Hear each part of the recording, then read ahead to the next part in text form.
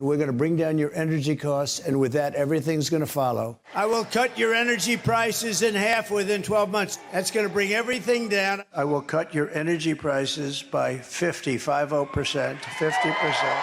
Prices are going to come down. Then everything else is going to start coming down, too. We're going to cut your energy prices, and that's going to be the beginning, and we're going to bring your cost of groceries, foods, everything, we're going to all come down. Within 12 months, all of your energy bills, your car, your air conditioning, your heating, everything will be 50%, 50. As goes gasoline and oil and gas, so goes the rest of other products. When you cut the cost of energy, you just cut the cost of energy. Everything follows. Look, you're in an industry, a business, whatever you want to call it, a profession in many cases. Everything follows energy.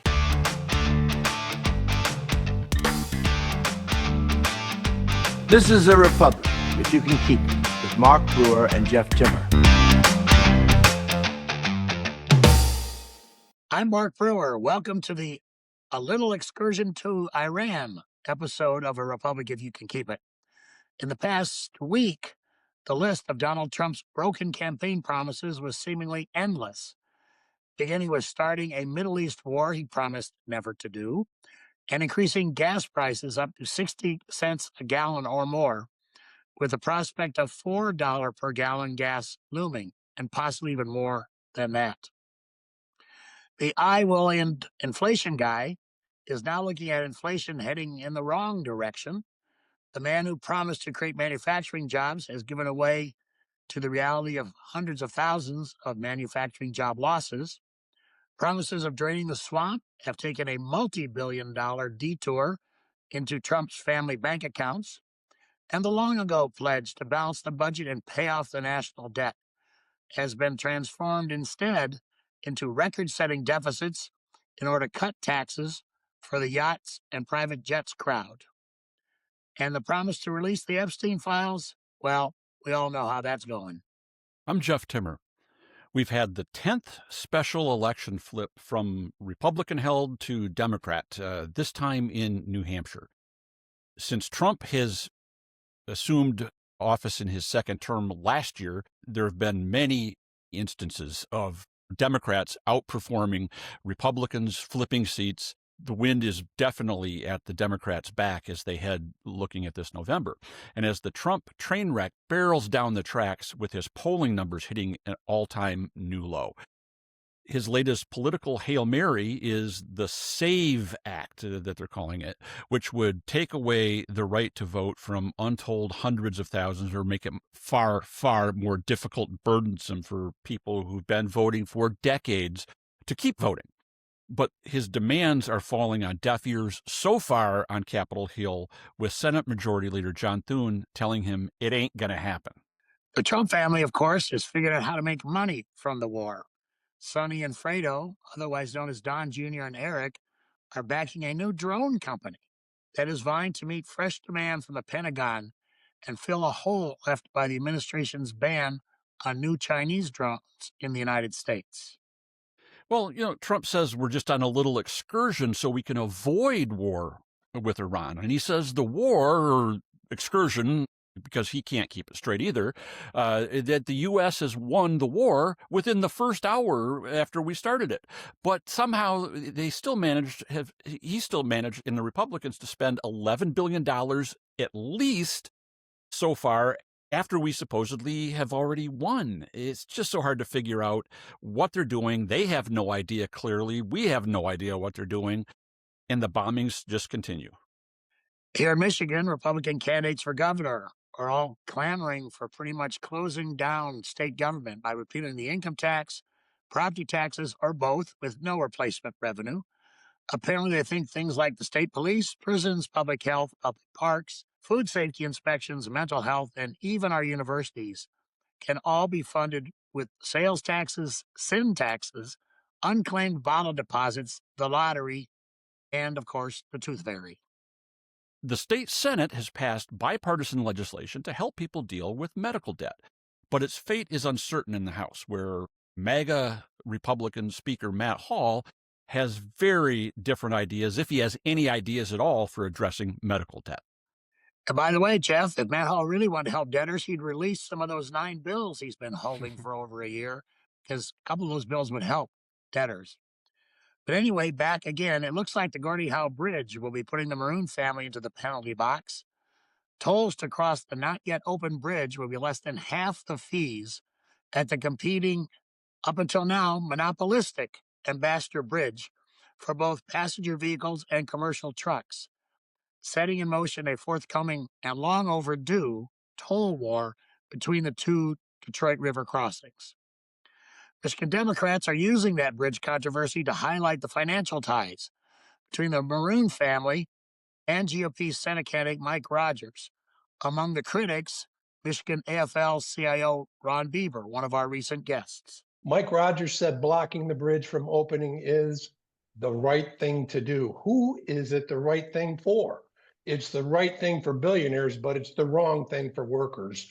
He's willing to throw away all the jobs and economic opportunity the Gordie Howe Bridge will bring, and all because a billionaire asked him to. This isn't just a slap in the face to union workers who built the bridge. It's a direct threat to Michigan's economy and working families across our state. And if you ask me, Mike Rogers is a direct threat to Michigan's economy and working families.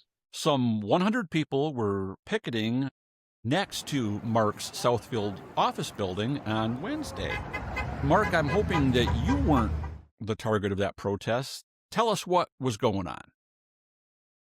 Thanks, Jeff. No, I was not.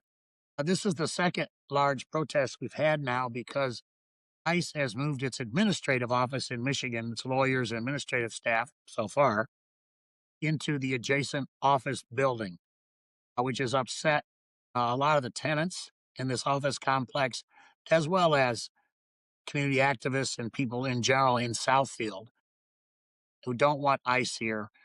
So that's what's going on. I expect there will be more protests here as ICE ramps up its activity, even as it claims to reduce activity in Minnesota. They've simply moved those agents elsewhere in the country. Of course, we've talked about in the past the large detention center that they're building in Romulus, and there may be others as well.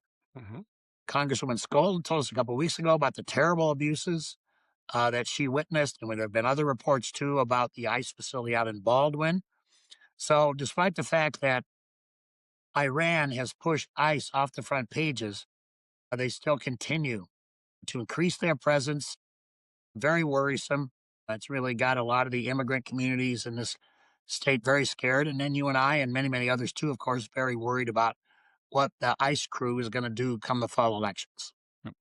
Well, Mark, we've been talking for more than a year now about Trump's unforced, economically illiterate errors that his administration just keeps pushing onto the American family, the American consumer. And it started with his tariffs, which were just a dumb idea to tax U.S. businesses and taxpayers, consumers who pay those costs. And we've seen the numbers over the last year plus now. We've seen the GDP contract to almost nothing, where we are now approaching recession level.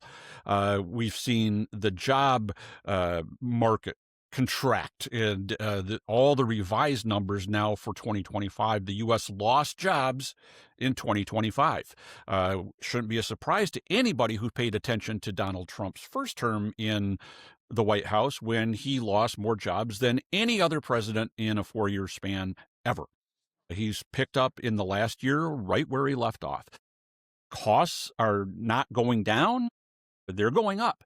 And we've said that the Republicans who are running in this midterm election, where Trump isn't on the ballot, should be very, very fearful. We've been saying that for more than a year. And now you add the situation, the war, I'm not going to call it an excursion, a war with Iran that is driving up oil prices, gas prices, and will have the ripple effect of driving up everything that is transported with gas and diesel, which is nearly everything that the Americans consume. So we said unless something dramatic changed the trajectory for the Republicans, the outcome of November is starting to become baked, and there's very little they can do. I didn't see that Trump would say, "Oh yeah, hold my beer. You think the economy's bad now? Wait till you see what I can do to you guys in 2026 as you've got to run for election and pay the price for my economic illiteracy." The same guy that bankrupted casinos in Jersey or Atlantic City, New Jersey, is taking that track record now to the American economy for a second time, and these Republicans, I think, are going to pay the price. What are your thoughts on this latest effort, and what the lagging results that we're going to see here, the impact to not just gas prices, but the inflation that we'll see over the next many, many months leading up to the election? Yeah, Jeff, I mean, I gotta tell you, the people at the Wharton School have just got to be embarrassed by their most prominent graduate who continues to display such appalling economic illiteracy. Um, you mentioned the tariffs. He's doubled down on the tariffs now. He's using other authority other than what the Supreme Court took away from him a few weeks ago to increase tariffs. So he's not abandoned that. Um, I don't know about you. I paid $3.50 a gallon for gas this morning. My weekly trips to the grocery store have gotten more and more expensive across the board. So all of us are seeing it, despite what he promised. I mean, we actually had a good economy under President Biden, and they turned it into an election issue with a lot of false claims. Now we have a bad economy despite Trump's promises. And I think we're perilously close to stagflation, which for our listeners probably haven't experienced it, but that cost Jimmy Carter the presidency back in the 70s. This is a combination of stagnant growth. As you talked about, Jeff, growth is way down in terms of the economy, plus inflation. And it leaves the Federal Reserve in a bad spot. I mean, they can't stimulate the economy because that could raise inflation. But if they try to cut inflation, that just depresses the economy. So there are really no good tools to deal with it. But that's where we find ourselves. And I think you're right, Jeff. I mean, um, now the Strait of Hormuz is closed for nearly 2 weeks. Oil prices, natural gas prices are skyrocketing. I saw reports this week from Michigan farmers about how we depend on fertilizer, and guess how fertilizer is made? From natural gas, a lot of which comes from the Middle Middle East. East. And the United States is not immune. We do produce a lot of gas, natural gas, and oil, but it's a world market. And so when these prices skyrocket to over $100 a barrel, as they have recently, that affects the price of oil and gas in the United States. So it's all baked in. You talked about these transportation costs affect everything, because we transport a lot of goods either by rail or truck. Diesel prices, everything affects all of that. I think it's going to be a real problem for the Republicans. Now we're just, a few months from our own primary here. And let me do my math right. So it was we're about what, 8 months from the general election. Mm-hmm. I don't see this abating. Gas prices might go up and down a little bit, but grocery prices don't shrink, right? They keep going up. We have a housing crisis, both affordability and accessibility. So across the board, every economic indicator, everything that people feel when they try to spend money and keep themselves whole is hurting them. And the people are gonna blame for that are Trump and the Republicans. And again, Jeff, I'm just amazed, but I guess I shouldn't be at this point in our work on this podcast, that people like Mike Rogers and these Republican gubernatorial candidates and other candidates they don't distance themselves from Trump at all. They constantly double down out of a misguided sense of fealty that somehow they're going to lose a primary or suffer his wrath if they don't support him blindly like lemmings going over a cliff. I don't get it. Yeah. Well, anybody who was looking at Facebook or Instagram or TikTok or Twitter over the last week has seen all these pictures and the stories about how Trump has now taken to giving the men around him in the cabinet and in the White House a pair of the same shoes that he wears, these black wingtip shoes. And there's these pictures of Marco Rubio and others. These shoes are way too big for them. They look like like when a child puts on his dad's shoes and walks around. Marco Rubio is standing in these big clown shoes because none of them will not wear the shoes in front of Trump. I mean, that's why Mike Rogers, if Donald Trump could give Mike Rogers a big ass pair of clown shoes and Mike Rogers would walk around in them for fear of alienating Trump, that's their only and foremost concern. And whether it's Marco Rubio or J.D. Vance or Lindsey Graham or Mike Rogers or Tom Barrett or John James, they will debase themselves to keep Trump happy, even if it means they're going to alienate general election voters. That's the Gordian knot that the Republican Party has been tied in for the last 10 years, and they're going to be unable to extract themselves from. The enormity of the storm that is brewing is, I think, hard to overstate at this point for November. We do have to be concerned because it's not like there are still smart operatives, even if they are operatives without conscience and character on the Republican side, who recognize they've got to do something extraordinary. And that extraordinary thing they're going to do is try to impact turnout in the election. We're going to see efforts, and we saw this a couple weeks ago, the executive order that was reported that Trump is preparing to declare some kind of national emergency and try to nationalize the administration of the elections. Extra constitutional. He has no authority to do that under the Constitution, no authority to do that in statute. There's no authority for that to happen. That doesn't matter, right? There's no authority for him to do what he's done with tariffs. There's no authority to do what he's done with, there's actually constitutional prohibitions about stuffing his pockets full of foreign cash, but that didn't stop him during his first term. It hasn't stopped him during this term. He doesn't care. They're going to stop at nothing. They're not acting like people who plan on giving up power, even though every shred of evidence that is before us says that power is going to be stripped from them in exponential fashion. The House, in a free and fair election, the House will be gone. It's just a question of, do the Democrats pick up 20 or 30 or 40 seats? When you look at the generic ballot tests that are out there, the polls, Democrats are +8, +10, +12 nationally. That translates into 20, 30 seat, maybe even 40 seat kind of territory. The U.S. Senate, that no one thought was in a play a year ago because of the way the open seats and the competitive seats in competitive states are on the ballot this year. Now you have the situation where a state like Texas it's a reach for the Democrats, but the circumstances are lining up that could make this a very, very expensive and competitive race. The North Carolina seat that the Republicans hold, where Roy Cooper, the immediate past Democratic governor, is, I think, the heavy favorite to win that seat.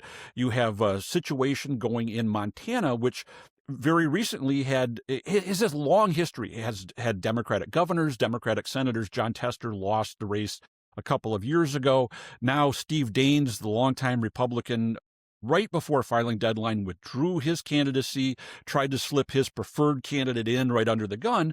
The Democrats don't have a wealth of great candidates on the ballot, but there is a self-funding independent. In a state like Montana, that might be the way to go. We've seen closer than expected races with an independent in Utah a few years ago, where the Democrats all lined up and were pushing their voters across the state to vote for the independent. And we saw that in Nebraska back in 24, and we have that same circumstance working out now. And then you have Susan Collins' seat in Maine. The Senate is very, very much in play in a free and fair election. And if that were to happen, not just the House putting the brakes on the Trump MAGA agenda, the lawlessness, the unaccountability, the lack of courage to bring in administration officials and do the necessary oversight that is historically been the role of Congress, is the constitutional role of Congress. that will be restored, not just in the House, but the Senate. That would be potentially put the brakes on at least the what they're able to do. Won't completely stop Trump. I mean, he still controls the executive branch and has a lot of power at his disposal, in a Supreme Court that has largely backed him up, though they did take away his tariffs.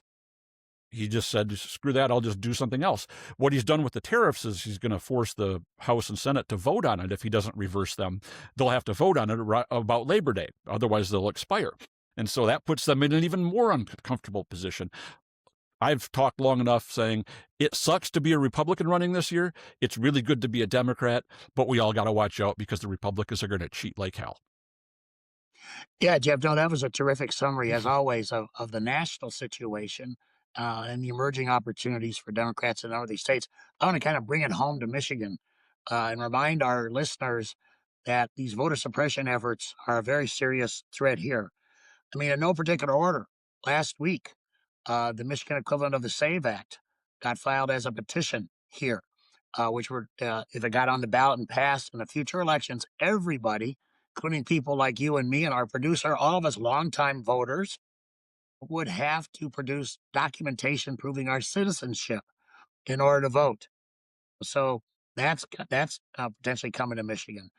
Many of us fear that what happened in Fulton County with the seizure of the ballots, and now in Arizona with all basically turning over ballots to the federal government, we could have a raid like that in Detroit, for example, and that be used by Trump as an excuse to come in and militarize the elections. We talked about the ICE presence in the state growing, giving Trump basically a armed police force to engage in election interference. We've got a lot of election deniers sitting in government offices now. Some county clerks and some local clerks in this state who are election deniers and who are actively assisting these election denial groups in terms of disenfranchising voters. We've got people sitting on boards of canvassers who are election deniers, and we saw what almost happened in 2020 when Wayne County nearly failed to certify the election results. So while there's serious threats all over the country, there are very serious threats here in Michigan that you and I and many others are focused on and trying to stop as we head into the fall. Because I agree, Jeff, with the terrible political climate that Trump and these Republicans are facing. They're getting desperate, and the only way to win an election is to, suppress the vote, change the rules by force if necessary, and that's something we're all going to have to stand up and resist. Jeff, before we introduce our guest, I just want to acknowledge on behalf of all of us the terrible shooting incident that occurred at Temple, Israel today. Thankfully, nobody in the building was harmed. The shooter was disarmed and killed. But it's just another terrible example of the hatred, the anti-Semitism in this country that we've all got to stand up and fight. Yeah, not to mention the crazy gun violence that we've become so numb to. Yet another example of public buildings, people, institutions being targeted for political reasons, and this is just unacceptable. It needs to become intolerable, and we need to do something about it nationally, not just here in Michigan, like Governor Whitmer and the Democratic-controlled majorities in the legislature did during the previous 2 years. When we get back from the break, Mark and our producer, Walt Sorg, are joined by veteran journalist John Lindstrom for a deep dive into the latest Republican voter suppression tactic. More on a republic, if you can keep it, after these messages. Then I have no choice but to hold you to it. When most of us think about polling, the focus is on those campaign polls telling us which candidates are winning. But the most important polls are for businesses, local governments, and nonprofits assessing the needs and wants of their customers or constituencies. Those are polls that guide policies and lead to institutional success. Those polls have to get it right, which makes the choice of a public opinion research firm critical. Epic MRA has been trusted for more than 4 decades to get it right. Our clients have included school boards, statewide nonprofits, corporations, as well as the candidates and news media who rely on us during political campaigns. Whether it's just a couple of questions or a full in-depth survey, we're here and ready to help. You can reach us at epicmra.com. Hi, Ben Franklin here with a message from our finance department. They've put together a small, exclusive collection of really bitchin' merch for you. We've got our exclusive Trump's Favorite Podcast mug, perfect for those long days of reading through the latest administration indictments. We've got mugs for lovers of sanity, mugs for opponents of dumb fuckery, and finely tailored shirts for lovers of getting dressed. Just head over to the merch store on our website. This square thingy will take you there. Or click on the merch store button on arepublicpodcast.com. Support democracy. Support freedom. Wipe out dumb fuckery. Franklin, out.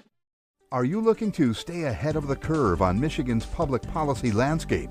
Look no further than Michigan Information and Research Service Incorporated, or MERS. MERS is your go-to source for comprehensive, nonpartisan news and analysis on Michigan's government and public policy. But that's not all. A MERS subscription also gives you access to our powerful legislative monitoring and tracking tools. Stay on top of every bill, amendment, and vote with real-time updates, detailed reports, interactive committee transcripts, legislative analysis tools, and more. Whether you're a policymaker, lobbyist, or just a concerned citizen, MERS keeps you informed with daily updates, exclusive interviews, and detailed reports.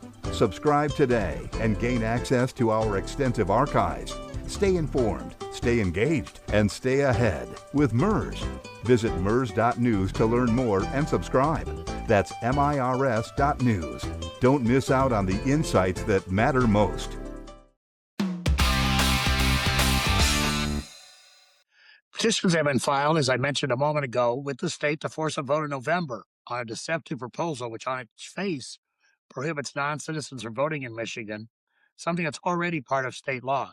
Left unstated by its supporters are the proposal's impact on voting rights and suppressing the vote. A longtime chronicler of state government has taken a look behind the proposal from Americans for Citizens Voting. John Lindstrom has covered state government over the last 4 decades. Since retiring as publisher of the highly regarded Gongwer Michigan report, he's been a columnist for the Detroit Free Press. John is also the newest inductee into the Michigan Journalism Hall of Fame. The ceremony formalizing his induction is a month from now in East Lansing. First of all, John, my longtime friend, congratulations on what everyone, Republican, Democrat, Independent, anyone in and around state government says this is long overdue recognition. But thank you so much. This was quite a shock when I found out. My dearly beloved Cindy was a part of the cabal that organized this. Fred Fry, who is a longtime guy who's been involved in state government.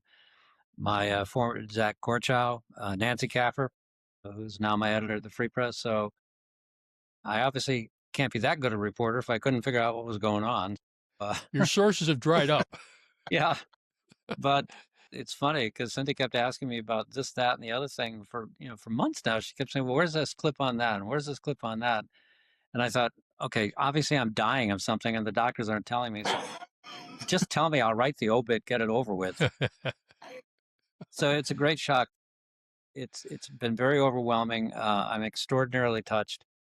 Well, first John Lindstrom in the Michigan Hall, and maybe Pete Rose in the Baseball Hall of Fame next. I do think Pete should be in there. I think there needs to be some acknowledgement of his problems, but I do think Pete should be in there. Oh, we'll debate that some other time. Well, welcome, John. And again, I want to have my congratulations as Thank well. you. You've just been an outstanding reporter in the state for so long. Thank you so much. But I think we want to focus, at least initially today, on this Americans for Citizens Voting proposal.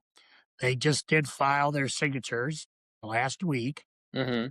Those signatures won't be reviewed for a couple of months because the Bureau is busy with other matters. But we wanted to get your thoughts and have a discussion about that proposal, what it contains, what it means for the people of Michigan if they adopt it. Well, everybody knows the old saying, if it ain't broke, don't fix it. And frankly, our voting system is not broken.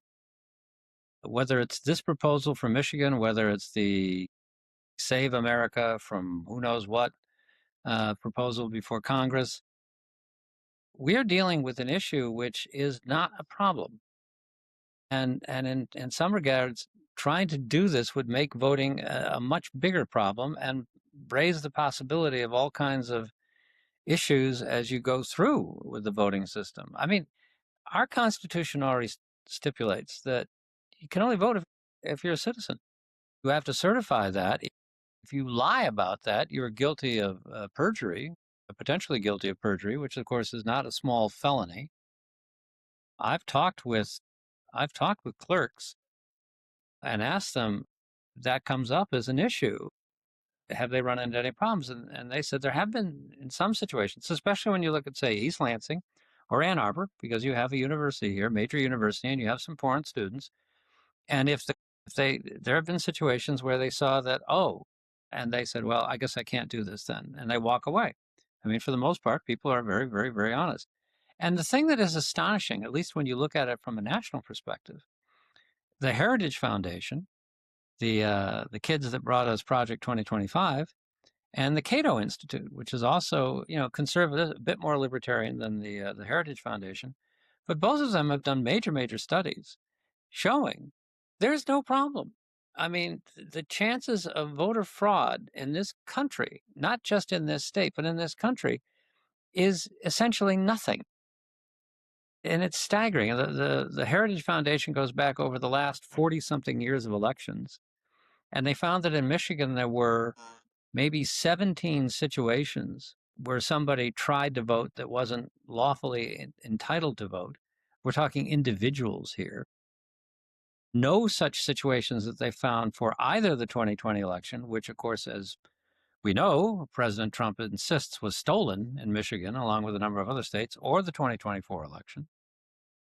We did have that one situation in Ann Arbor involving I believe the 2025 municipal elections where, a foreign student attempted to vote. In my mind, since I have worked as an election inspector for a number of elections now, it strikes me that maybe one of the guys that were checking him in didn't do a good job of checking him in and missed that.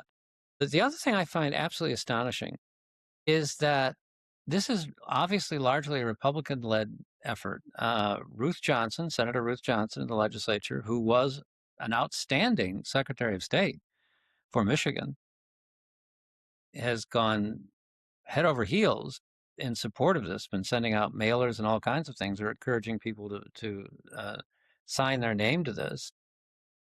And yet, she, during her time as Secretary of State, she made no issue about any concerns about fraudulent voting or anything like that. So what could have happened since the time she was Secretary of State to the time she came into the state Senate to change that?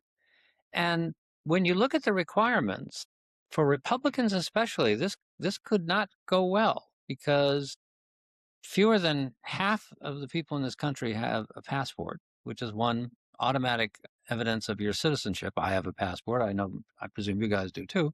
And you're slightly more Democrats than Republicans have passports, which could create a huge problem. And then you still have not resolved the question for married women who have changed their names and maybe not have a passport. You're presenting a birth certificate, which clearly, if you've taken your husband's name, clearly has a different name than what you're taking now. So how do you get around that? That question has still not been answered.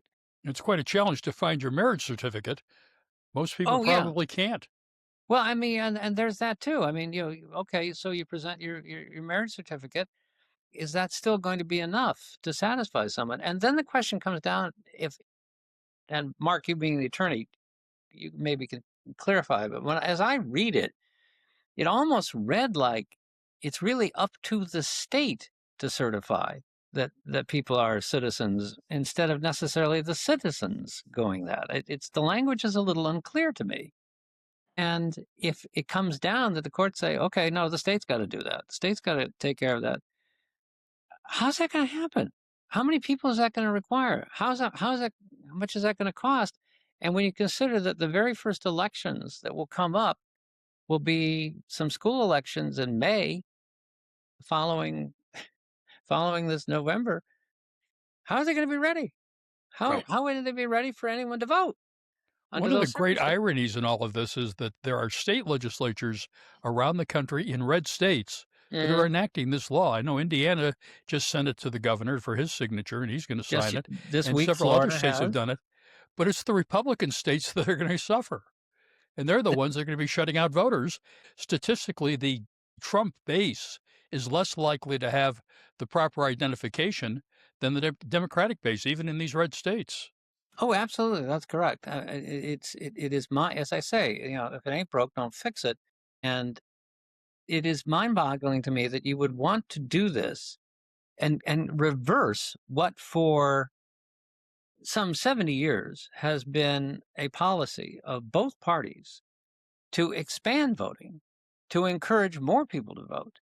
When I was a kid in school, one of my teachers talked about how he had been drafted when he was 18. This was in the 1950s. He was stationed in Kentucky, and he was 18 years old, and he was able to vote in the presidential election in 1956. Now, 18-year-old voting was not national at that time, but it was in Kentucky. And he talked about how he thought that everyone who's 18 years old or older should be able to vote, which we eventually did create. All part of the policy, all of the constitutional amendment doing away with poll taxes, our efforts to ensure that everybody of a certain age can vote, can register to vote, the efforts we've made in Michigan to pre-register students in high school. They can't vote yet, but they're all set. Once they turn 18, they can. This has been the policy of both parties practically since the end of World War II. And all of a sudden, bang, nope, too many people are voting. Can't have these people voting because they cheat. And we heard the president say that in his State of the Union. The only way Democrats can win is if they cheat, which is shameful as far as I'm concerned, to make an accusation like that. Did a lousy job of cheating in Michigan. Well, I mean, I made the point that let's, for the sake of argument, 2020 election was stolen. So how come the 2024 election wasn't? If the Democrat, and no offense, Mark, this would be an enormous criminal enterprise on the part of the Democrats. Well, Brewer's your man then. Yeah, and I don't think you guys are quite smart enough to come up with a criminal enterprise of that size. No. But if you did it in 2020, why didn't you do it in 2024? Or 2022. Or 2022. Or any other election. I mean, or counter election. Or, what the hell? Why did you do it in 2016? If all you guys are a bunch of crooks, then you're not very good at being a crook either. So I don't understand that. The campaign is going to be really fascinating because obviously the proponents are going to emphasize the popular part of it, which is you have to have ID to vote. And that is overwhelmingly popular. Mm-hmm. And the opposition is going to be trying to educate voters as to all these other aspects, which is a whole lot harder. Right. I mean, I wasn't thrilled with the idea of requiring voter ID, but it passed. A friend of mine who's a Secretary of State in another state where it was not the law, he has been pushing for that. And in the elections that Cindy and I have worked, which is, 10, 12 at this point, I think a handful of people have come in and said they didn't have an ID. Everybody has showed up and just automatically they're pulling it out of their wallet, they're pulling it out of their purse, they're showing. And that, of course, goes on top of, I got to look at it. We got to check the signatures. We got to check the signatures against the tabulator, the poll book. You're identified a couple of times. The funny thing is, we were talking about married women, but sometimes with voter ID is when a guy shows up and he's got a beard and he's clean shaven on his driver's license. You sometimes got to take a double check to make sure it's actually the guy, and that's where the signature part comes in as part of it. But yeah, that's extremely popular. But the driver's license, our driver's license itself, does not stipulate if you are a citizen of the United States. And that's where it's going to suddenly become more complicated. We have had on a couple of occasions somebody show up and show us a passport, which of course works.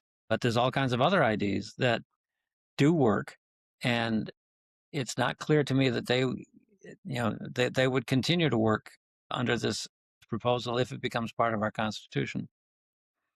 No, you're right. There's a lot of administrative problems with implementing it. I mean, all of us, even existing voters, people have been voting in the state for 50, 60, 70 years.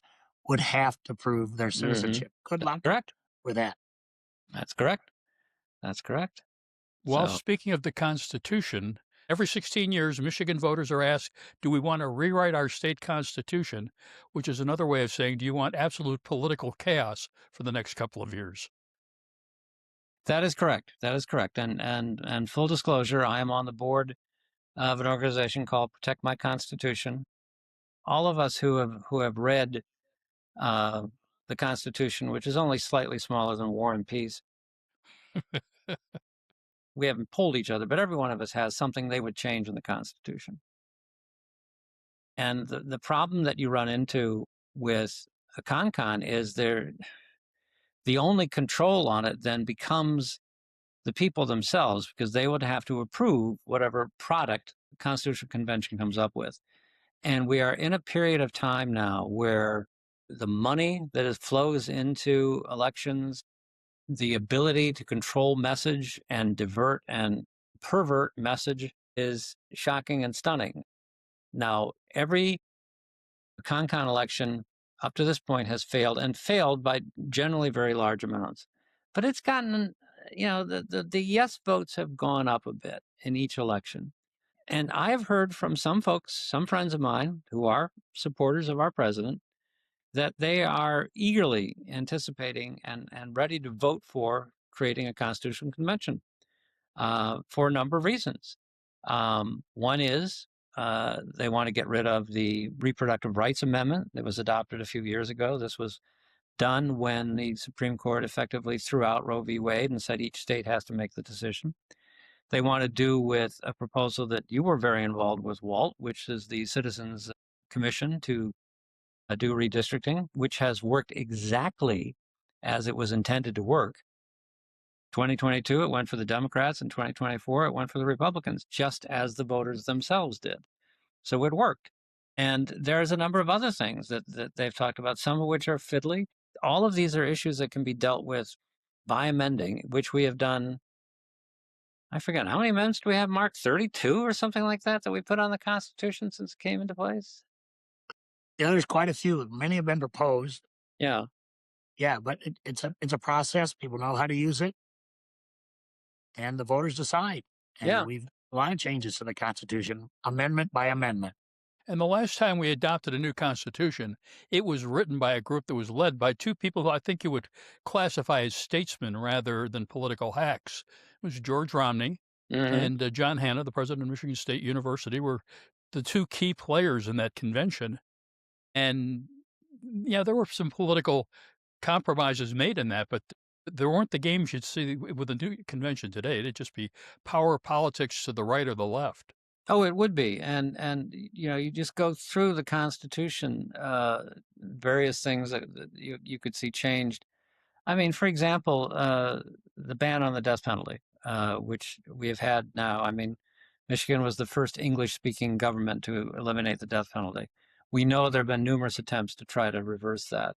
When the proposal was put for the Constitution in the 61-62 Con, it was a Republican delegate who proposed it, and there was essentially no debate on the matter. There may have been a few votes against it, but they all pretty much, members of the Con, put that in the Constitution. Will that change? I mean, will there be an effort to put the death penalty back into Michigan law, which hasn't been used now for 150 years plus? Would there be changes related to how education is funded? Would we suddenly, even though, and we had some massive fights on the question of taxpayer funds going to parochial schools, would we see that put into the Constitution? And then again, of course, the issues on reproductive rights, on stem cell research. Portions of the Elliott-Larsen Act could be at risk. Exactly. I mean, you begin to worry about equal rights provisions. I mean, there was a provision put in that outlawed gay marriage, which, of course, the U.S. Supreme Court overruled. What's going to happen with that?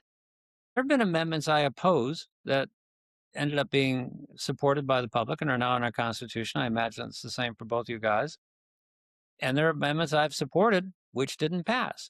We, the people, had that right. Our Constitution, Michigan is one of the few states that gives the people of this state enormous authority to make changes to laws and our Constitution, even reject laws if they can. Of course, the Michigan Supreme Court's kind of messed that up by misinterpreting what an appropriations bill was supposed to be. So if you want to make sure that the citizens can't screw around with a bill, you put $5 in somehow to get around it.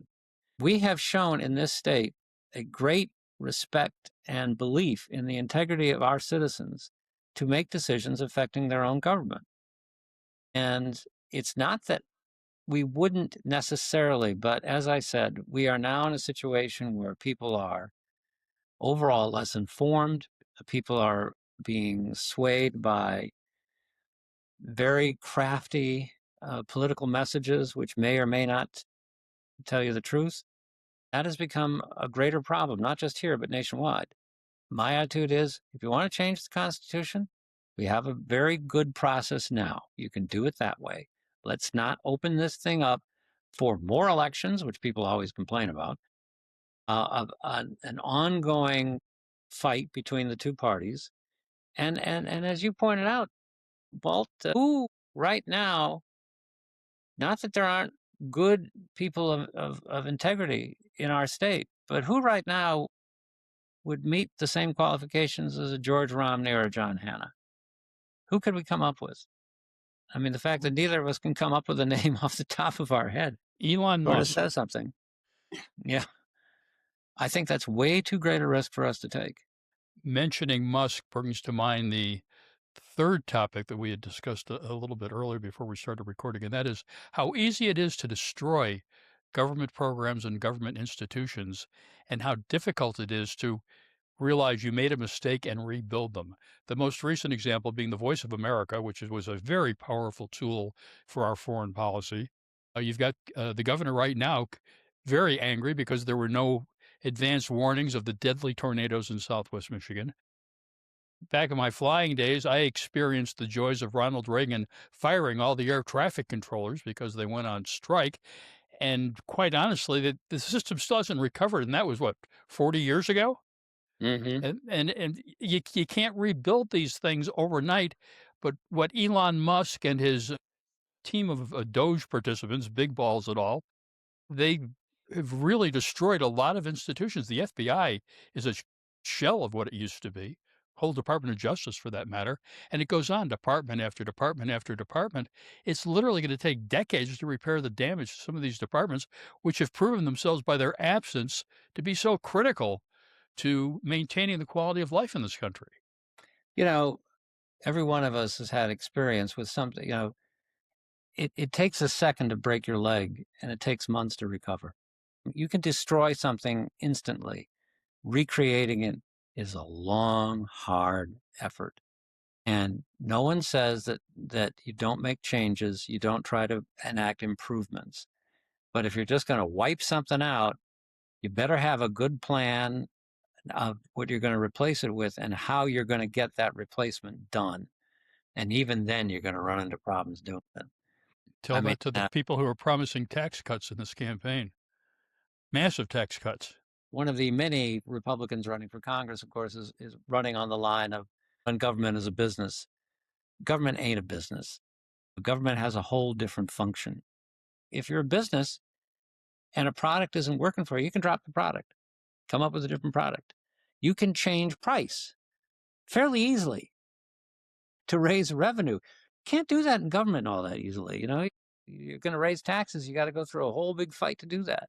You are here to offer services to everybody, and a business can target their service and product to specific individuals and specific income levels. You can't do that in a government.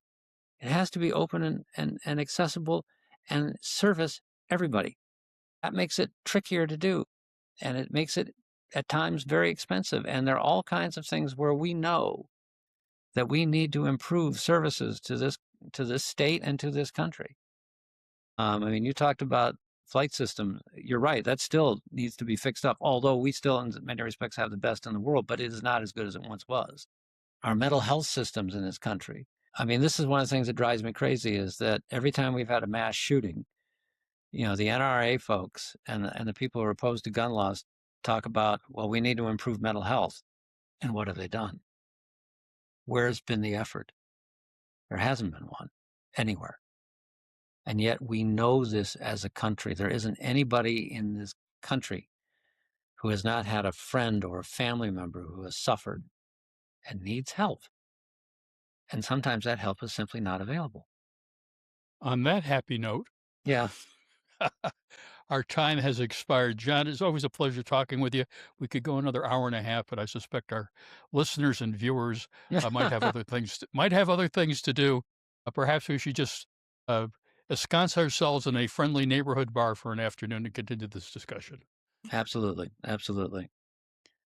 Thanks a lot, John. Congratulations again on your award, and thanks for sharing your historical wisdom with us today. Thanks, John. Thank you, guys. That's a wrap on this week's podcast. Our great thanks to award-winning journalist John Lindstrom for updating us on the latest attempt at voter suppression here in Michigan. Remember to subscribe to our YouTube channel, which you can find by going to our website, republicpodcast.com, and clicking. It's free. And, what I have noticed since we've gone to the YouTube, the video format, instead of just the audio, is I get lots of fan mail asking about my beauty secrets. Mark, I don't know if you have as well, but it's nice to see. Yes, so thank you, all of you listeners, for your inquiries. I'll try to answer them, but I've been so flooded with questions and comments that I haven't had time to get to them all. So with that, if the Republic is still standing and Lindsey Graham doesn't object, Mark and I will return next week. Thank you for your attention to this matter. A Republic, if you can keep it, is a copyrighted presentation of Michigan citizens for a better tomorrow.